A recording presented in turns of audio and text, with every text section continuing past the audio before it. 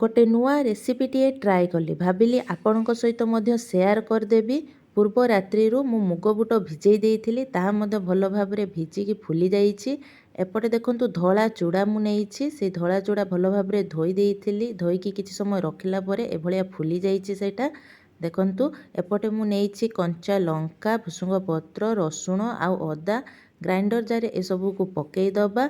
आउ स्वाद अनुसार मु लुण पकईछि आउ टिके पानी पकईछि। पानी पकई देइकी ताकू भल भाव में पेस्ट करदबा। मन रखिए पेस्टा टिके भल भाव में करिवे जेमती गोटा गोटा न रुहे।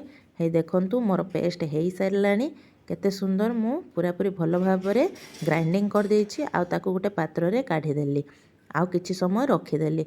जेहेतु मु जणे खाइबी तेणु अलगा गोटे पात्र रे किछिटा काढी नेली। एपटे मोर तावा गरम हेई जाइथिला सेथिरे पकेइकी पूरा गोल गोल शेप रे ताकू टिके नाड़ी देली। हे देखंतु केमतिका फुटफुट भलिया कोणा देखा जाउची।